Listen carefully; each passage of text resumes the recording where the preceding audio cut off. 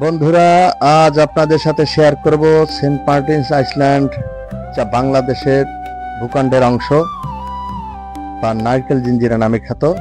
সেই নারকেল জিঞ্জিরা, যার অর্থ নারকেল দ্বীপ, এবং এটি বাংলাদেশের একমাত্র প্রবাল প্রাচীর দ্বীপ।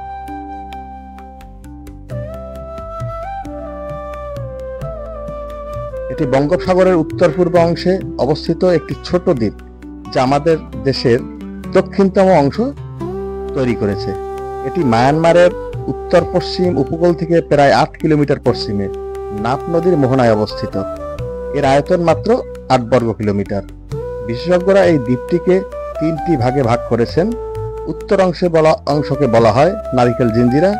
এটি 2.134 কিলোমিটার দীর্ঘ এবং 1402 মিটার প্রস্থ।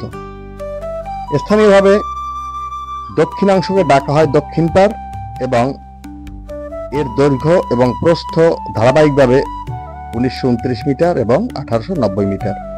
মাঝের অংশ, যা স্থানীয়ভাবে মধ্যপাড়া নামে পরিচিত, এর দৈর্ঘ্য এবং প্রস্থ যথাক্রমে 1524 মিটার এবং 518 মিটার।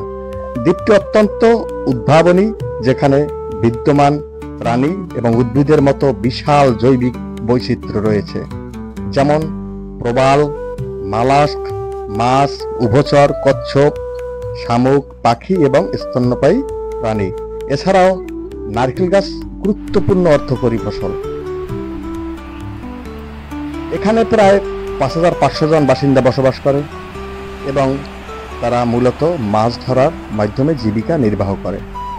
ধান এবং নারিকেল এখানকার বেশিরভাগ সাধারণ ফসল। এই দ্বীপে শৈবালের সংগ্রহ খুবই সাধারণ। জল থেকে সংগ্রহ করার পর স্থানীয় লোকেরা সেগুলি শুকিয়ে অবশেষে মায়ানমারে রপ্তানি করে। অক্টোবর থেকে এপ্রিলের মধ্যে পার্শ্ববর্তী অঞ্চলের জেলেরা তাদের ধরা মাছ দ্বীপের ক্ষণস্থায়ী পাইকারি বাজারে নিয়ে আসে। কৃষিজমি এবং অস্থায়ী কুঁড়েঘর মূলত এই দ্বীপের কেন্দ্রে পাওয়া যায়। সেন্ট মার্টিন বাংলাদেশের সবচেয়ে সুন্দর দর্শনীয় স্থানগুলির মধ্যে একটি। এখানে রয়েছে প্রবাল সহ সতেজ নীল জলরাশি, সুন্দর বালুকাময় সৈকত, প্রচুর নারকেল গাছ এবং বিশাল প্রকৃতির সৌন্দর্য। সূর্যোদয় এবং সূর্যাস্ত হলো দুটি সবচেয়ে আকর্ষণীয় জিনিস যা আপনি উপভোগ করতে পারেন। বাতাসের সতেজতা এবং তরুণ সূর্যের বিশুদ্ধতা থেকে আপনি আনন্দ পেতে পারেন। খুব ভোরে উঠুন, বালুকাময় সৈকতে হাঁটুন, সকালের তাজা বাতাসে গভীর শ্বাস নিন এবং তারপর ভোরে উদীয়মান সূর্যের সৌন্দর্য উপভোগ করুন।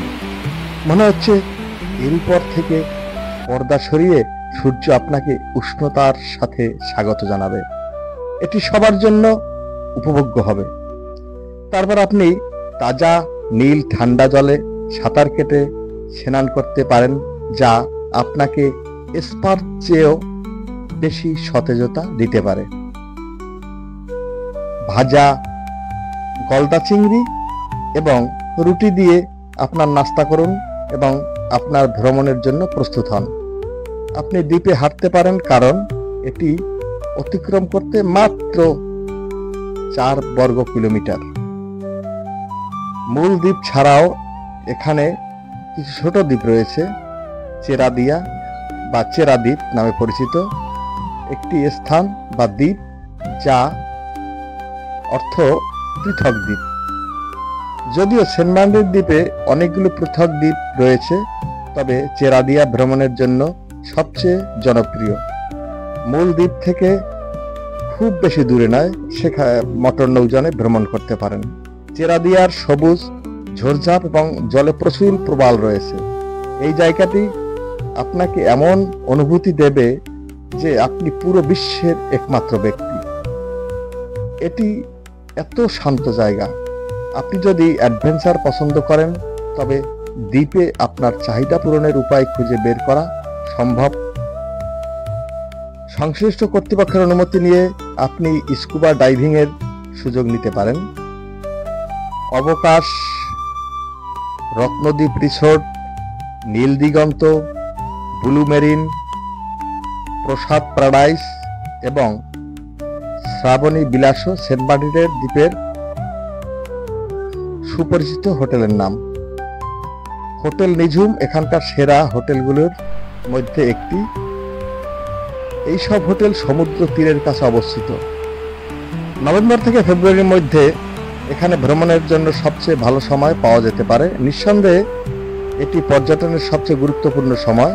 মার্চ থেকে জুলাইয়ের মধ্যে একজন পর্যটককে অবশ্যই পূর্বাভাসের উপর তীব্র নজর রাখতে হবে, কারণ এই সময়ে ঘূর্ণিঝড় আঘাত হানতে পারে। মার্চ থেকে জুলাই পর্যটনের জন্য অফ সিজন। সেন্ট মার্টিন ঈশ্বরের এক প্রিয় সৃষ্টি, যিনি এখানে অপূর্ব সৌন্দর্য দিয়েছেন।